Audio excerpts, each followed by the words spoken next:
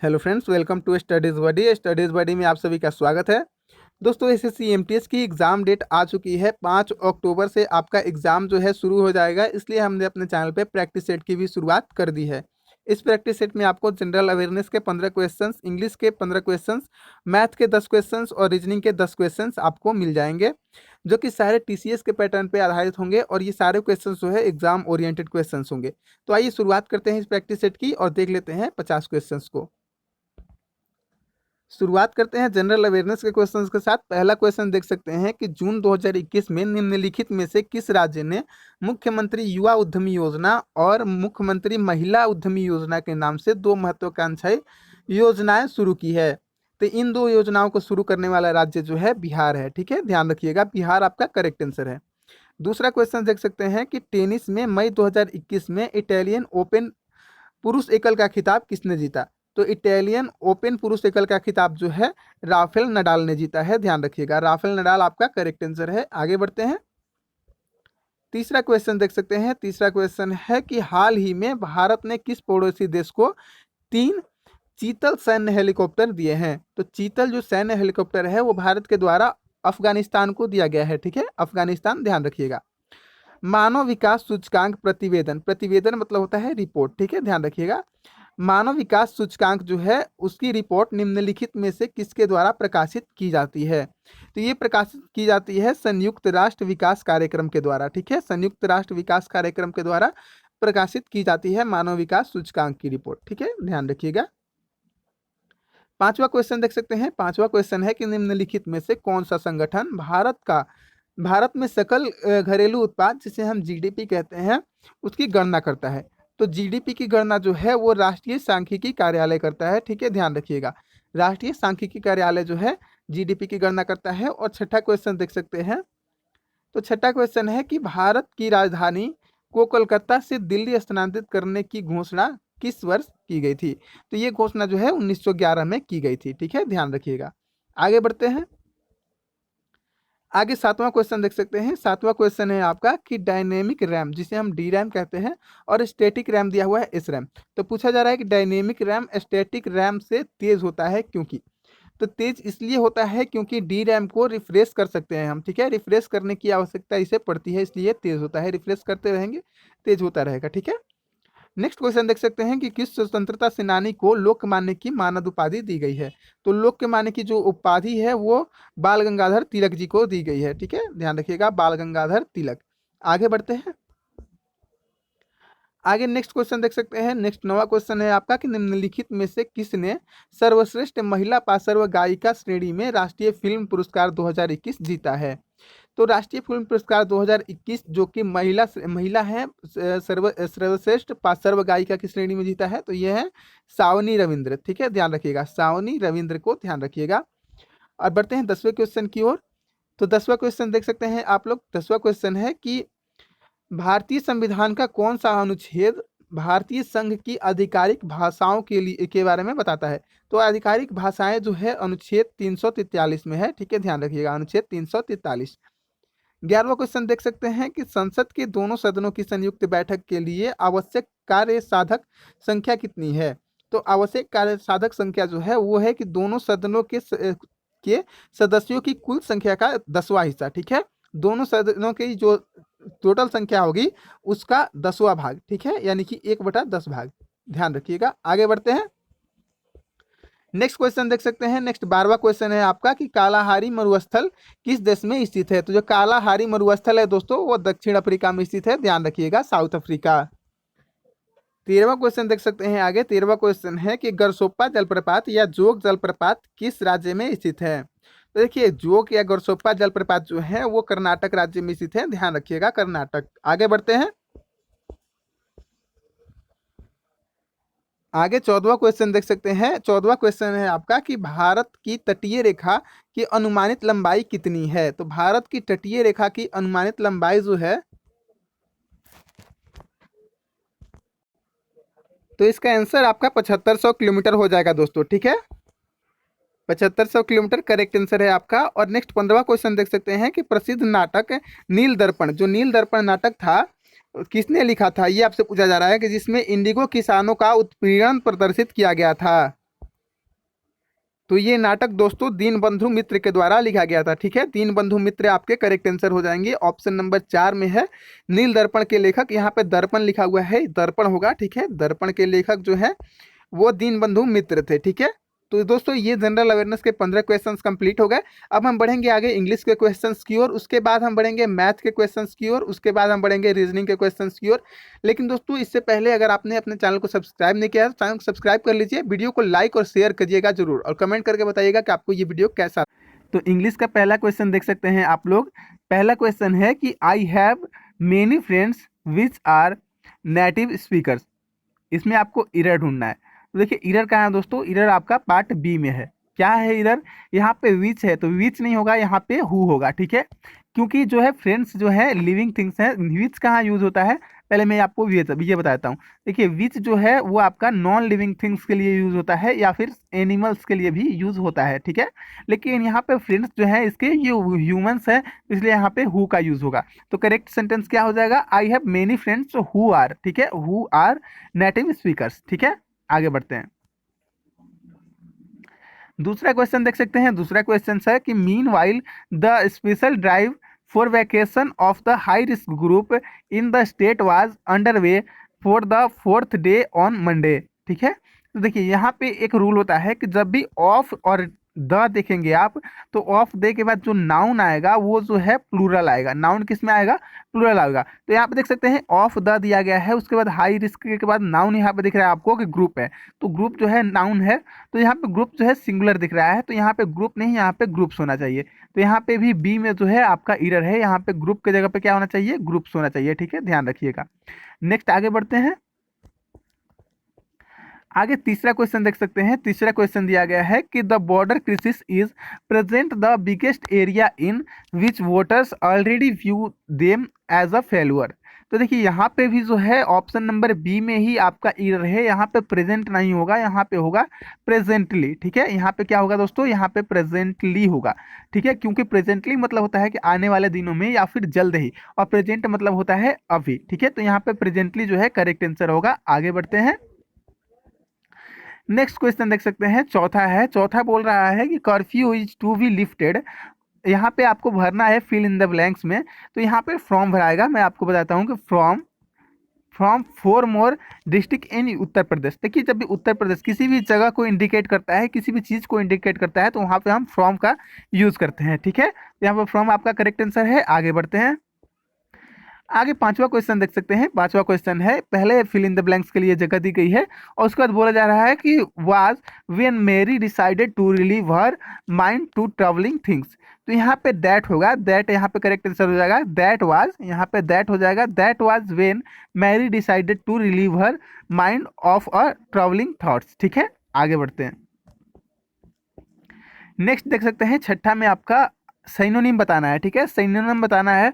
तो यहाँ पे दिया क्या गया है, स्लैप टेस्ट दिया गया है। स्लैप टेस्ट का मतलब क्या होता है, स्लैप टेस्ट मतलब होता है कि किसी काम को जल्दबाजी में करना या फिर लापरवाही से। ठीक है, लापरवाही से भी हम इसे कह सकते हैं कि किसी काम को जल्दबाजी में कोई करेगा तो इसे लापरवाही हो ही जाएगी। तो इसका जो है करेक्ट आंसर हो जाएगा, इसका सिनोनिम जो है वो है, जो है हैफ्जार्ड है। ठीक है, हैफ्जार्ड है, यहाँ पे करेक्ट आंसर हो जाएगा। अब देखिए पैंच टैकिंग का मतलब क्या होता है, ये भी मैं आपको बताता हूँ। तो पैंच टैकिंग का मतलब होता है मेहनती। ठीक है, पैंच टैकिंग का मतलब होता है मेहनती। अगर एंटोनिम पूछा जाता तो ये हो सकता था, लेकिन यहाँ पे सिनोनिम पूछा जा रहा है, तो हैफ्जार्ड हो गया यहाँ पे। और केयरफुल मतलब होता है सावधान। केयरफुल मतलब आप सभी लोग जानते होंगे कि सावधान होता है। और यहाँ पे मेटिकुलस का मतलब क्या होता है, तो मेटिकुलस का मतलब होता है कुशल। ठीक है, ध्यान रखिएगा, कुशल जो है मेटिकुलस का मतलब होता है। आगे बढ़ते हैं।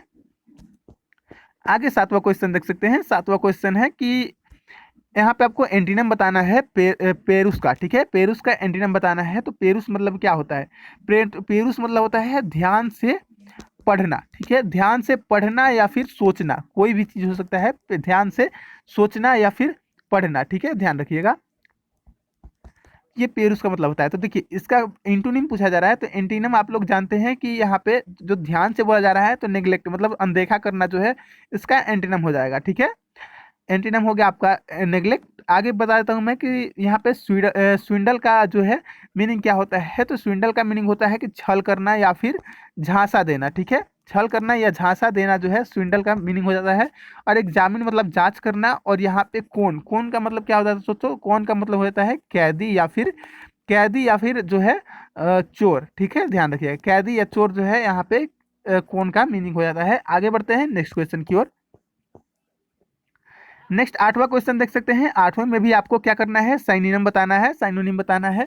तो यहाँ पे दिया गया है डिमाइज। डिमाइज मतलब होता क्या है, डिमाइज मतलब होता है देहांत। ठीक है, डिमाइज मतलब होता है देहांत, इसका साइनोनिम हो जाएगा डेथ। ठीक है, यहाँ पे मैं आपको बताता हूँ कि हॉस्टिलिटी का मतलब क्या होता है। तो हॉस्टिलिटी मतलब होता है बैर करना या फिर द्वेष करना। ठीक है, बैर करना या द्वेष करना, किसी से झगड़ा मोल ले लेना। ठीक है, और यहाँ पे मिसफॉर्चून मतलब होता है दुर्भाग्य, आप लोग जानते होंगे। एक्सीडेंट मतलब होता है दुर्घटना। ठीक है, आगे बढ़ते हैं। आगे देख सकते हैं नेक्स्ट क्वेश्चन है कि आपको इसका एंटीनम बताना है। तो एंटीनम बताना है एक्सेप्ट का। तो एक्सेप्ट मतलब होता है क्या, तो स्वीकार करना होता है। आप लोग सभी लोग जानते होंगे स्वीकार करना, तो यहाँ पे रिजेक्ट इसका करेक्ट आंसर हो जाएगा। एग्री मतलब होता है राजी होना, एडोप्ट मतलब होता है गोद लेना, और यहाँ पे कर्व मतलब होता है आपका रुकावट। कर्व मतलब क्या होता है दोस्तों, रुकावट होता है, ध्यान रखिएगा, कर्व मतलब रुकावट होता है। आगे बढ़ते हैं नेक्स्ट क्वेश्चन को देखते हैं। नेक्स्ट में देखिए आपको इसमें बताना है कि इडियम्स फ्रेज को बताना है। देखिए व्हाइट एलिफेंट, व्हाइट एलिफेंट का मतलब क्या हो जाएगा, तो व्हाइट एलिफेंट का हो जाएगा आपका एक्सपेंसिव बट नो यूज। ठीक है, एक्सपेंसिव हो लेकिन उसका यूज ना हो तो हम उसे व्हाइट एलिफेंट कहेंगे। ठीक है, आगे बढ़ते हैं। 12वां क्वेश्चन देख सकते हैं। 11वां क्वेश्चन है कि belt from the blue. Belt from the blue का मतलब होता है अनएक्सपेक्टेड प्रॉब्लम, ऐसी प्रॉब्लम जिसकी किसी ने उम्मीद ना की हो। ठीक है, आगे बढ़ते हैं। आगे 12वां क्वेश्चन देख सकते हैं। 12वां क्वेश्चन है कि one who offer his service of his free will, मतलब अपनी इच्छा से अपनी सर्विस का त्याग कर देना, ये होते हैं वॉलेंटियर। ठीक है, ध्यान रखिएगा, वॉलेंटियर होते हैं जो स्वेच्छा से अपनी सर्विस का त्याग कर देते हैं। 13वां क्वेश्चन देख सकते हैं। 13वां क्वेश्चन है कि irresistible craving for alcoholic drinks. तो इसका हो जाएगा डिप्सोमेनिया। डिप्सोमेनिया जो है करेक्ट आंसर हो जाएगा। आगे बढ़ते हैं। आगे देख सकते हैं, इसमें आपको बताना है कि इसमें से करेक्ट कौन सा है। तो इसमें से करेक्ट स्पेलिंग कौन सी है, तो देखिए ट्रूली जो है करेक्ट स्पेलिंग हो जाता है TRULY। ठीक है, ट्रूली जो है करेक्ट स्पेलिंग हो जाता है, बाकी सारी जो है वो गलत है। ठीक है, ट्रूली करेक्ट आंसर हो जाता है। और 15वां और लास्ट देख सकते हैं, इंग्लिश का लास्ट क्वेश्चन है कि यहाँ पे बोला जा रहा है कि सरप्राइज जो लिखा हुआ है इसको करेक्टली कैसे लिखेंगे, करेक्टली स्पेल्ड कौन सा है। देखिए सरप्राइज लिखा कैसे जाता है, सरप्राइज जो है SURPRISE लिखा जाता है सरप्राइज के लिए। तो यहाँ पे देख सकते हैं किसी में नहीं है, यहाँ पे थोड़ा सा मिस्टेक है, यहाँ पे आर होना चाहिए सरप्राइज। तो यहाँ पे option number A correct answer हो जाएगा, SURPRISE। ठीक है, तो ये इंग्लिश के आपके 15 मोस्ट इंपोर्टेंट क्वेश्चंस मैंने करा दिए, जो कि इसी लेवल के क्वेश्चन आपको इंग्लिश की आनी है एग्जाम में। इससे ज़्यादा नहीं आएगी, ज़्यादा हार्ड नहीं आएगी, क्योंकि हार्ड के लिए जो है एमटीएस बना ही नहीं है। एमटीएस में ऐसे ही क्वेश्चन पूछे जाते हैं, भले इसका कट ऑफ ज़्यादा चला जाए, लेकिन क्वेश्चन जो है ईजी ही पूछे जाते हैं, हार्ड नहीं पूछे जाते हैं। तो अब चलिए शुरुआत करते हैं मैथ के क्वेश्चन की और देख लेते हैं मैथ के क्वेश्चन। तो फ्रेंड्स मैथ का पहला क्वेश्चन देख सकते हैं। मैथ का पहला क्वेश्चन है कि त्रिभुज पी क्यू आर में शीर्ष पी से खींचे जाने वाली रेखा क्यू आर को एस पर प्रतिच्छेदित करती है। यदि Q R equal to 4.5 centimetre है और S R equal to 1.5 centimetre है, तो त्रिभुज पी क्यू एस एवं त्रिभुज पी एस आर के क्षेत्रफलों का अनुपात क्या है, ये आपसे पूछा जा रहा है। देखिए इस क्वेश्चन को बनाने के लिए सबसे पहले आपको फिगर को बनाना होगा। तो फिगर पहले हम बना लेते हैं। एक त्रिभुज है, बोला जा रहा है कि पी क्यू आर जो है एक त्रिभुज दिया गया है। उसके बाद बोला जा रहा है कि पी से खींचे जाने वाली जो रेखा है वो क्यू आर को एस पर समद्विभाजित करती है या फिर प्रतिच्छेदित करती है। तो पी से खींची जाने रेखा है जो क्यू आर को एस पर प्रतिच्छेदित करती है। ठीक है, समद्विभाजित नहीं, यहाँ पे प्रतिच्छेदित कर रही है। समद्विभाजित का मतलब होता है कि बराबर भागों में बांट रही है, लेकिन यहाँ पे बराबर भागों में नहीं बांट रही है, इधर प्रतिच्छेदित करती है। ठीक है, बोला जा रहा है कि क्यू आर इक्वल टू 4.5 दिया गया है। क्यू आर जो टोटल है वो 4.5 दिया गया है। ठीक है, और एस आर इक्वल टू 1.5 दिया गया है। एस आर ये है वो 1.5 दिया गया है। तो अब पूछा जा रहा है कि त्रिभुज पी क्यू एस, त्रिभुज पी क्यू एस, और आगे बोला जा रहा है कि त्रिभुज पी एस आर के क्षेत्रफलों का अनुपात। तो क्षेत्रफल होता क्या है दोस्तों, त्रिभुज का क्षेत्रफल 1/2 गुने आधार गुने ऊंचाई। ठीक है, 1/2 गुने आधार गुने ऊंचाई हम कर सकते हैं इसे। तो देखिए दोनों का क्षेत्रफल तो वही होगा, लेकिन यहाँ पे देखिए बोला क्या जा रहा है कि यहाँ पे ये टोटल 4.5 है। तो यहाँ पे देखिए पी क्यू एस, ये पी क्यू एस त्रिभुज है और ये पी एस आर त्रिभुज है। तो PSR का आधार यहाँ पे हमें दिख रहा है कि 1.5 है। और देखिए दोनों का जो जो हाइट है, जो ऊंचाई है, वो दोनों त्रिभुज का बराबर है, ठीक है। तो हम उसे एच ही रहने देंगे, या फिर आप एक भी ले सकते हैं। और देखिए यहाँ पे जो QR का आधार है उसको हम निकालने के लिए क्या करना पड़ेगा, 4.5 में से 1.5 को अगर माइनस कर देते हैं तो हमारा जो है 3 आ जाएगा। 3 क्या होगा, 3 जो है PQS का आधार हो जाएगा, यानी कि बेस हो जाएगा। तो इसे हम क्या कर सकते हैं, इसे हम लिख सकते हैं कि 1/2 गुना 3 गुने एच को हम 1 मान सकते हैं। और यहाँ पे इसे भी हम क्या करेंगे, 1/2 गुना आधार हमारा क्या हो जाएगा, 1.5 हो जाएगा, और इंटू एच को हम क्या मानेंगे, 1 मानेंगे, ठीक है। तो 1/2 से 1/2 एच 1 से 1 जो है कट जाएगा, तो बचेगा हमारा कितना, बचेगा हमारा 3:1.5। तो 1.5 से अगर हम 3 को काटेंगे तो 2 बार में जाएगा, तो यानी कि 2:1 जो है हमारा करेक्ट आंसर हो जाएगा। 2:1 जो है हमारा करेक्ट आंसर हो जाएगा दोस्तों, ठीक है। आगे बढ़ते हैं नेक्स्ट क्वेश्चन की ओर।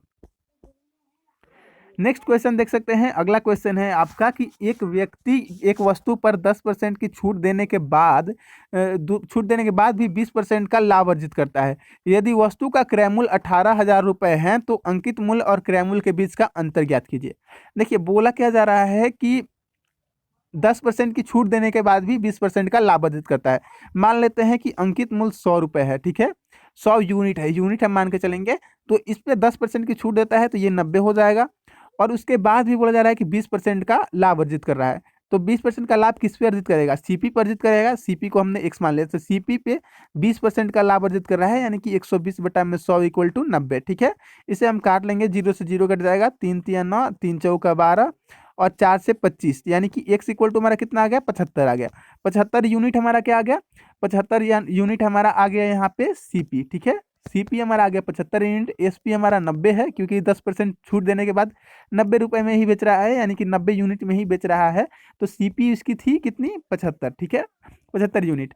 अब आगे बोला क्या जा रहा है आपसे कि यदि विक्रय मूल्य 18,000 हो, यानी कि SP का रेशियो दिया गया है कि यानी कि 90 यूनिट = 18,000 दिया गया है। 90 यूनिट = 18,000, तो अगर काट लेंगे 90 से तो 90 दूना 180 हो जाएगा, यानी कि 200। एक यूनिट इक्वल टू कितना आ गया, 200 आ गया। तो अब पूछा क्या जा रहा है कि अंकित मूल्य और क्रय मूल्य के बीच का अंतर।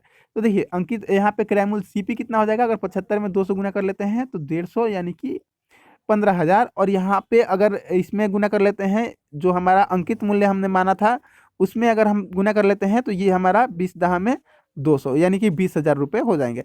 तो हमारा अंतर कितना हो जा रहा है, 20,000 में से अगर हम 15,000 को माइनस कर लेते हैं तो हमारा आंसर कितना आ जाएगा, 5,000 रुपये जो है करेक्ट आंसर हो जाएगा दोस्तों। 5,000 हमारा करेक्ट आंसर है दोस्तों। आई होप आपको क्वेश्चंस अच्छे से समझ में आ रहे होंगे। नहीं समझ में आ रहे होंगे तो आप हमें कमेंट करके पूछ सकते हैं। तीसरा क्वेश्चन देख सकते हैं कि अनिल एक कलम को 35% की हानि पर बेचता है। यदि उसने कलम को 240 रुपये अधिक में बेचा होता तो उसे 20% की हानि होती।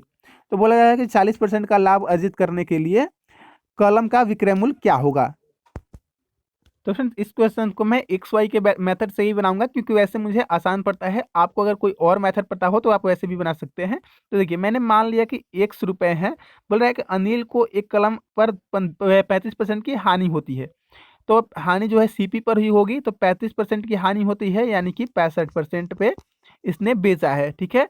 तो बोल रहा है कि यदि उसने कलम को 240 रुपये अधिक में बेचा होता, यानी कि यहाँ पे सेलिंग प्राइस जो है X का 65% है, उसमें अगर बोल रहा है कि 240 रुपये अधिक में बेचा होता तो उसे टोटल जो है CP पे 20% की हानि होती, केवल 20% की ही हानि होती है, ठीक है। तो 80/100 हो जाएगा यहाँ पे, ठीक है।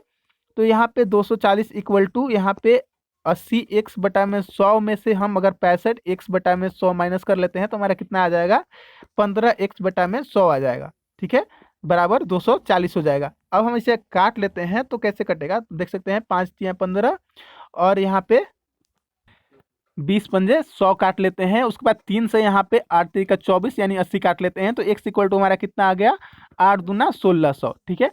1600 क्या आ गया, हमारा CP आ गया दोस्तों। अब बोला जा रहा है कि 40% का लाभ प्राप्त करने के लिए कलम का विक्रय मूल्य क्या होना चाहिए। जो है लाभ यहाँ पे 1600 रुपये पे अब हमें जो है 1600 रुपये पे 40% का लाभ अर्जित करना है, तो 140/100 कर लेंगे, ठीक है। 2 कट जाएगा, और यहाँ पे 16 में अगर हम 14 से गुना कर लेते हैं तो 22,400 जो है हमारा 2240 जो है करेक्ट आंसर आ गया, ठीक है। यहाँ पे 224 आ जाएगा, 16 में 14 से गुना करेंगे तो, और यहाँ पे जीरो की जगह पे जीरो रख देंगे तो 200 यहाँ पे 2240 जो है हमारा करेक्ट आंसर हो जाएगा, 2240। ठीक है, आगे बढ़ते हैं नेक्स्ट क्वेश्चन की ओर। नेक्स्ट अगला क्वेश्चन देख सकते हैं। क्वेश्चन है कि आंकड़ा एक दिया गया है, उसके बहुलक और माध्यिका का योग पूछा जा रहा है। देखिए बहुलक क्या होता है दोस्तों, बहुलक वो संख्या होती है जो अत्यधिक बार आई है, सबसे ज्यादा बार आई होती है। अब माध्यिका क्या होता है, तो माध्यिका निकालने का मैं आपको बताता हूँ कि इस जो जो संख्या दी गई है, जो सीरीज दी गई है, उसे हम जो है बढ़ते क्रम में पहले लिख लेते हैं। ठीक है, असेंडिंग ऑर्डर में पहले लिख लेते हैं। तो देखिए पहले क्या आता है 11, 11 कितना है, एक दो, दो 11 है, उसके बाद 12, एक दो, दो 12 भी दो है। ठीक है, उसके बाद 13 है, तो एक दो तीन है, 13, 13 कितना है, एक दो तीन, तीन 13 है। और उसके बाद 13 के बाद क्या आता है, 13 के बाद आता है 15, तो 15 कितना है, एक 15 है, और एक जो है 18 है। गिन लेते हैं, एक दो तीन चार पाँच छः सात आठ नौ, तो दो दो चार दो आठ, और दो दो चार तो छः, दो आठ और एक नौ, नौ नौ हो गए दोस्तों। सेम है, तो यहाँ पे देखिए, यहाँ से अब आपको पता चल गया बहुलक क्या हो जाएगा, तो बहुलक 13 हो जाएगा, क्योंकि ये 3 बार आया है, तो यहाँ पे बहुलक कितना हो गया, बहुलक हो गया आपका 13। और माध्यिका क्या हो जाएगी, तो माध्यिका जो बीच वाली हो, तो इधर से 4 इधर से काट लेते हैं, 4 इधर से काट लेते हैं, तो बीच वाली जो संख्या है वो हमारी क्या आ गई, बीच वाली संख्या जो है हमारी 13, यानी कि माध्यिका भी हमारी 13 आ गई।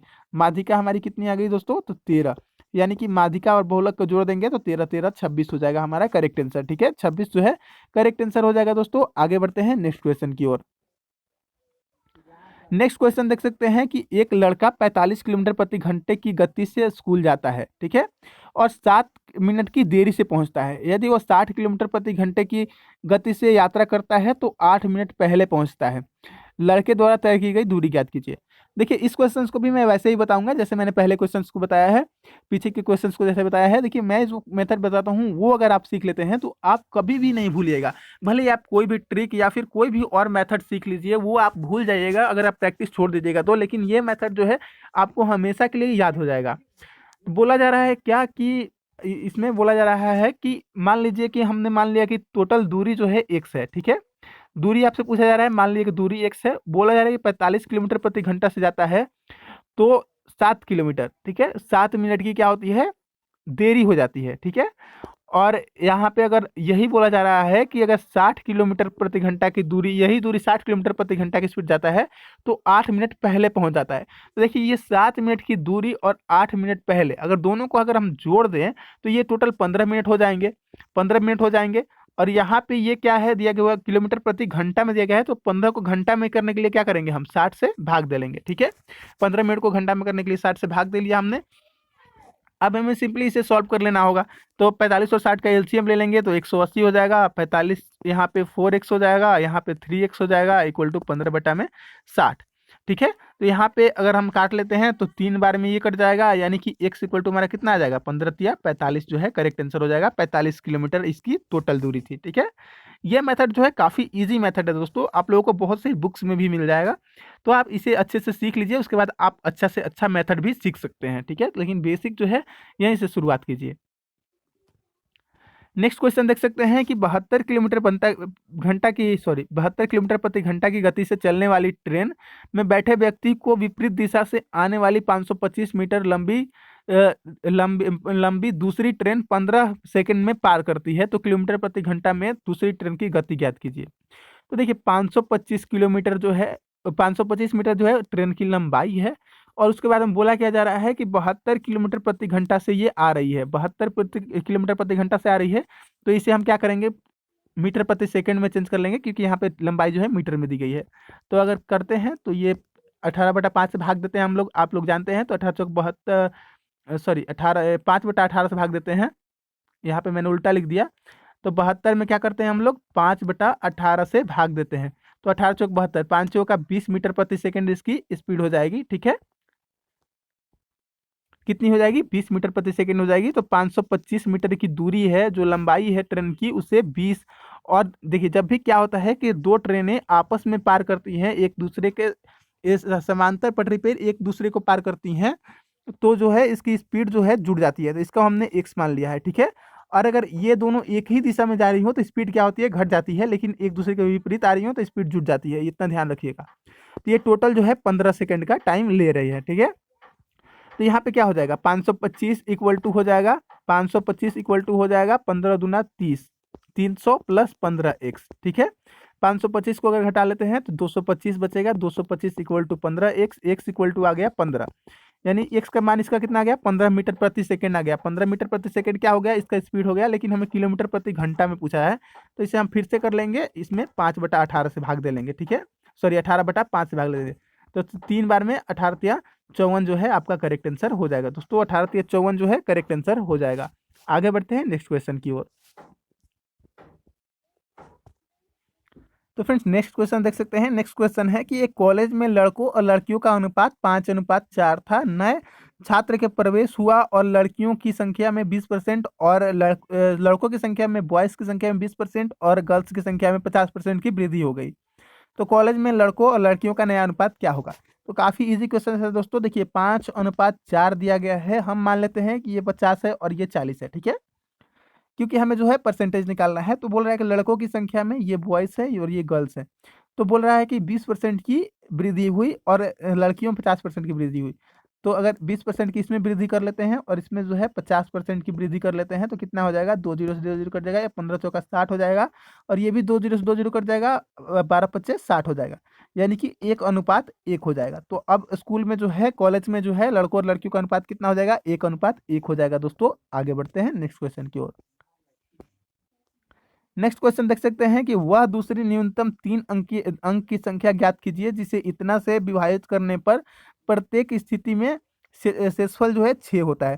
देखिए इस तरह के क्वेश्चंस बनाने का एक ही उपाय होता है, आपको जो है क्या करना होता है कि जो संख्याएं दी होती है उनका एलसीएम ले लेना होता है। तो अगर 7, 11 और 33 का एलसीएम आप निकालने जाइएगा तो ये हो जाएगा 231, ठीक है। तो 231 जो है एलसीएम, मतलब कहने का मतलब यही है कि 7, 11 और 33 से पूरी तरह से विभाजित हो जाएगी 231, ठीक है।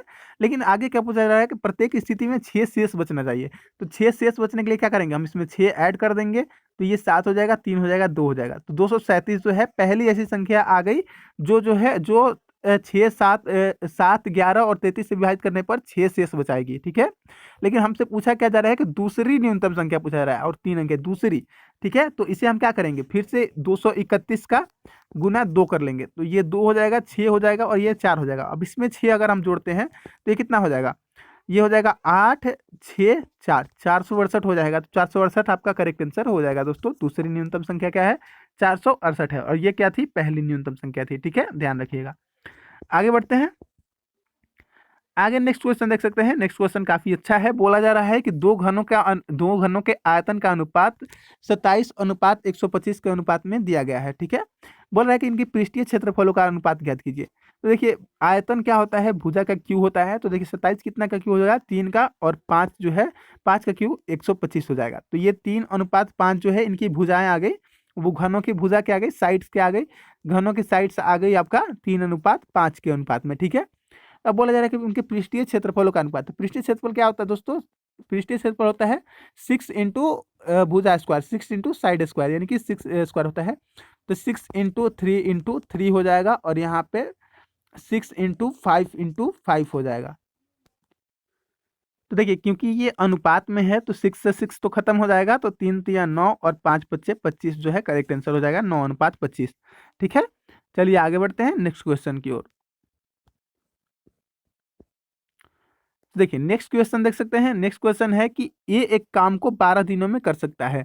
बी को बोला जा रहा है कि बी ए से 20% अधिक दक्ष है।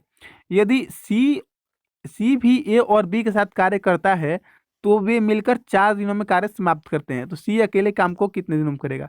देखिए ए है, बी है और सी है, 3 लोग हैं और कार्य को कर रहे हैं, ये 12 दिनों में कर ले रहा है, तो इसकी इफिशियंसी क्या हो जाएगी, ये जो है 12 दिनों में कर रहा है तो इसकी इफिशियंसी 1/12 हो जाएगी। तो बोला जा रहा है कि इसकी बी की इफिशियंसी के बारे में बोल रहा है कि बी जो है ए से 20% अधिक दक्ष है, यानी कि बी की इफिशियंसी ए की इफिशियंसी से 20% अधिक है। यहाँ पे 120 बटा में 100 कर लेंगे, ठीक है।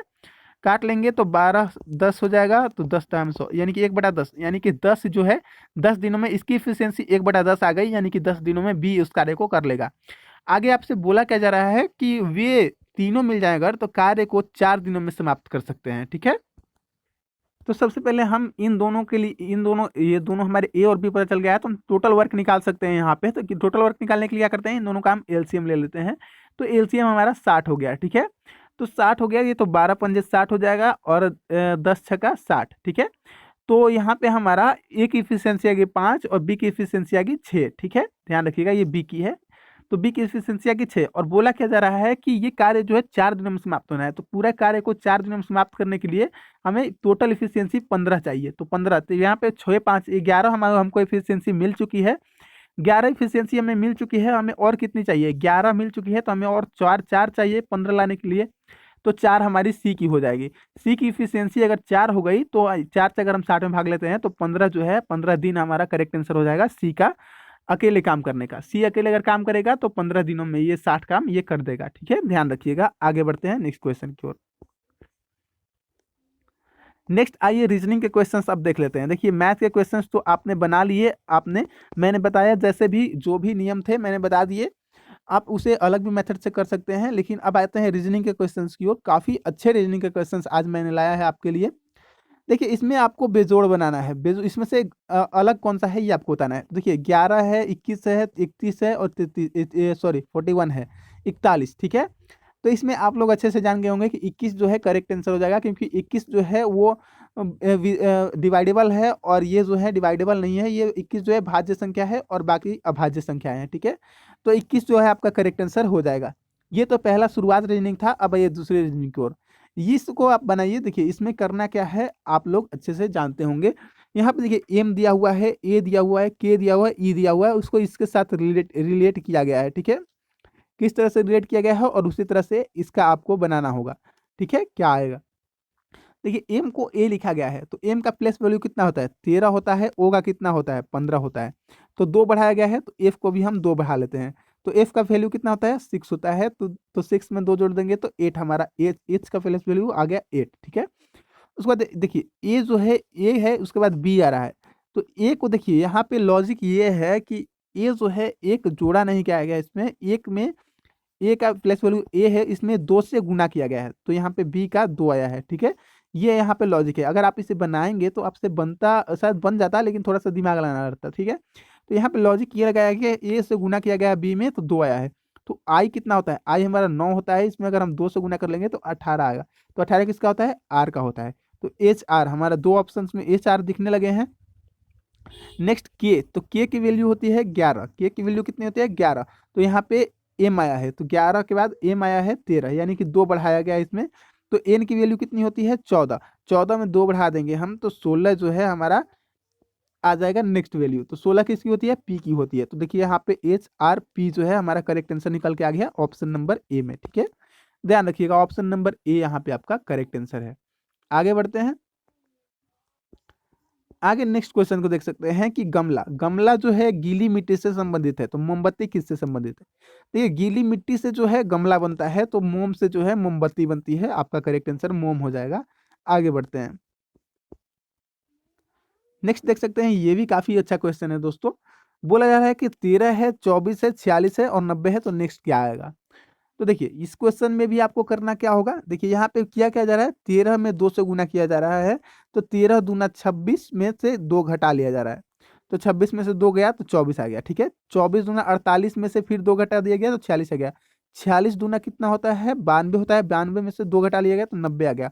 तो 90 दूना 180 हो जाएगा, उसमें से 2 अगर आप घटा लेते हैं तो 178 जो है आपका करेक्ट आंसर हो जाएगा 128। ठीक है, आगे बढ़ते हैं। आगे नेक्स्ट क्वेश्चन देख सकते हैं कि द्रव्यमान जो है किलोग्राम से संबंधित है, तो क्षेत्रफल किससे संबंधित है। देखिए द्रव्यमान को हम किलोग्राम में मापते हैं, तो क्षेत्रफल को जो है हम हेक्टेयर में मापेंगे। ध्यान रखिएगा। आगे बढ़ते हैं नेक्स्ट क्वेश्चन की ओर। आगे देखिए ये काफी अच्छा क्वेश्चन है, इसे आप लोग इस क्वेश्चन को बना के हमें कमेंट करके बताइए। इस क्वेश्चन को आप वीडियो को यहीं पे पॉज कीजिए, अच्छा, और ये अच्छा क्वेश्चन है, हमें कमेंट करके इसका आंसर बताइए। देखिए इस क्वेश्चन में क्या गया है, मैं बताता हूँ आपको कि एस का वैल्यू, एस जो है फिर डब्ल्यू दिया गया है, आई दिया गया है, टी दिया गया है, सी दिया गया है और एच दिया गया है। ठीक है, आई का वैल्यू कितना होता है, एस का वैल्यू कितना होता है, 19 होता है। डब्ल्यू का होता है 23, आई का होता है 9 और यहाँ पे टी का होता है 20, सी का होता है 3 और एच का होता है 8। देखिए इसमें किया गया है कि जो वोवेल्स हैं जो व्यंजक स्वर हैं, उनकी वैल्यू को दोगुनी कर दी गई है। ठीक है, उनकी वैल्यू को क्या कर दी गई है, दुगनी कर दी गई है। तो ये कितनी हो जाएगी, 18 हो जाएगी। अब अगर हम सबको जोड़ लेते हैं, 9, 23, 18, 20, 3 और 8, तो टोटल हमारा 91 जो है आ जाएगा। ठीक है, उसी तरह से दिया क्या गया है, यहाँ पे डब्लू दिया गया है, इसकी बात कर रहा हूँ मैं। यहाँ पे डब्लू दिया गया है, ए दिया गया है, आर दिया गया है, एम है, टी है और एच है। तो देखिए डब्लू हमारा कितना हो जाएगा, 23 हो जाएगा। ए दिया गया है तो ए का वैल्यू कितना होता है, 1 होता है। ए का वैल्यू 1 होता है। देखिए यहाँ पे थोड़ा सा मिस्टेक हो गया है, यहाँ पे दुगना नहीं किया गया है, इसको उलट दिया गया है। ठीक है, आई का उल्टा कितना होता है, आई का उल्टा होता है आर। ठीक है, तो आर की वैल्यू यहाँ पे 18 लिखी गई है। तो ए का उल्टा कितना होता है, जेड। तो जेड की वैल्यू यहाँ पे कितनी लिख जाएगी, 26 लिख दी जाएगी। ठीक है, आर 18, एम 13, टी 20 और एच जो है 8। अगर इसे आप जोड़ लीजिएगा तो आपका 108 आ जाएगा। 108 आपका करेक्ट आंसर हो जाएगा दोस्तों। ठीक है, 108 आपका करेक्ट आंसर हो जाएगा। किया क्या गया था कि जो वोवेल्स हैं उनकी जो है, उनको जो है उसके विपरीत के साथ चेंज कर दिया गया था। तो आई को जो है आर के साथ चेंज कर दिया गया था। तो आई का जो है आर, आई का वैल्यू 9 था तो आर का वैल्यू कितना था, 18 था। तो 18 यहाँ पे 9 की जगह पे लिखा गया था। उसी तरह से ए का वैल्यू 1 था, जेड का 26 था, तो एक की जगह पे 26 लिखा गया, क्योंकि इससे उलट दिया गया था। ठीक है, आगे बढ़ते हैं। आगे नेक्स्ट क्वेश्चन देख सकते हैं। नेक्स्ट क्वेश्चन है आपका, दिया गया है कि 3 है, 20 है, 63 है, 145 है, 275 है। तो देखिए मैं यहाँ पे लिख लेता हूँ। पहले 3 है, 20 है, 63 है, 144 है, उसके बाद 275 है, उसके बाद नेक्स्ट क्या आएगा ये आपसे पूछा जा रहा है। देखिए अंतर सबसे पहले निकाल लीजिए। मैंने बहुत बार बताया है कि सबसे पहले अंतर निकालिए। तो इसका अंतर 20 हो जाएगा, इसका अंतर आपका 43 हो जाएगा, इसका अगर आप अंतर निकालने जाइएगा तो इसका अंतर आपका 81 हो जाएगा और इसका अंतर 131 हो जाएगा। तो यहाँ से तो कोई लॉजिक हमें दिख नहीं रहा। तो एक बार फिर से हम अंतर पे ही काम करते हैं। तो इसका अगर अंतर निकालेंगे तो ये 26 हो जाएगा, इसका अगर अंतर निकालेंगे तो ये 38 हो जाएगा, इसका अंतर निकालेंगे तो ये 50 हो जाएगा। ठीक है, तो यहाँ से अब एक लॉजिक दिख रहा है कि 26 और 38 में अंतर 12 का है और 30 और 50 में भी अंतर 12 का है। यानी कि जो नेक्स्ट होगा उसमें भी 12 का अंतर होगा। तो 12 के 50 के बाद जो 12 अगर हम जोड़ देंगे तो 62 हो जाएगा। यानी कि 62 जो है इसमें अधिक हो गया, तो इसमें हमें 131 में 62 को ऐड कर देना होगा। तो 3 हो जाएगा, 9 हो गया, 193 हो गया। तो यानी कि 275 में अगर हम 193 ऐड कर लेते हैं तो हमारा जो है करेक्ट आंसर हो जाएगा।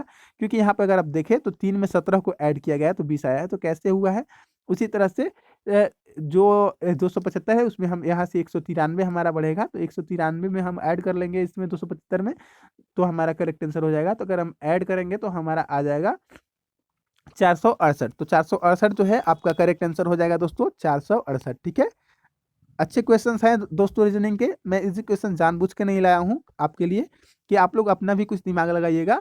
ठीक है, नेक्स्ट क्वेश्चन देख सकते हैं कि ये 13 का स्क्वायर है, उसके बाद 14 लिखा गया है। तो ये 8 का स्क्वायर है, तो उसके बाद क्या लिखा जाएगा, 9 लिखा जाएगा। ठीक है, ध्यान रखिएगा, 9 आपका करेक्ट आंसर हो गया। नेक्स्ट आगे बढ़ते हैं। आगे देख सकते हैं कि इसको उलट दिया गया है। जी अगर आगे है तो उसे पीछे कर दिया गया है, एल को सेकेंड लास्ट कर दिया गया है, ओ को उसी तरह से एफ को जो है लास्ट में कर दिया जाएगा, ओ को जो है सेकेंड लास्ट कर दिया जाएगा, उसके बाद यू को लिख दिया जाएगा, उसके बाद लास्ट में आर। तो आर ओ यू एफ कहीं दिख रहा है, तो आर यू ओ एफ, यहाँ पे आर यू ओ एफ जो है करेक्ट आंसर हो जाएगा, आर यू ओ एफ। ठीक है, आपका ऑप्शन नंबर बी में जो है करेक्ट आंसर हो जाएगा। आगे बढ़ते हैं नेक्स्ट क्वेश्चन की ओर। तो नेक्स्ट क्वेश्चन देख सकते हैं। नेक्स्ट क्वेश्चन है यहाँ पे बी है, उसके बाद सी दिया गया है, D E F G H आई। तो यहाँ पे जे के तो ऐसे ही दिख रहा है हमें। ठीक है, बी के बाद सी है, सी छोड़ा गया, डी है, ई एफ जी एच आई जे आ गया, और सी के बाद D E F G H I J K भी आ गया। तो यहाँ पे अब जो नेक्स्ट आएगा वो उल्टा जाना चाहिए। ठीक है, तो यहाँ पहले देख लीजिए, डब्ल्यू के बाद यू, डब्ल्यू के बाद यहाँ पे एक्स आ रहा है, एक्स के बाद वाई आ रहा है। तो यहाँ पे डब्ल्यू किसके बाद आता है, तो भी के बाद यहाँ पे डब्ल्यू आएगा, डब्ल्यू के बाद एक्स वाई जेड। ठीक है, तो यहाँ पे जे के भी जो है आपका करेक्ट आंसर हो जाएगा, ऑप्शन नंबर बी। तो दोस्तों ये टोटल 50 क्वेश्चन थे जो मैंने करा दिए। आप लोगों को अगर वीडियो अच्छा लगा होगा तो वीडियो को लाइक करके अपने दोस्तों के साथ शेयर कीजिएगा, और चैनल को सब्सक्राइब करना बिल्कुल भी मत भूलिएगा। मिलते हैं नेक्स्ट प्रैक्टिस सेट के साथ, तब तक के लिए थैंक यू, धन्यवाद।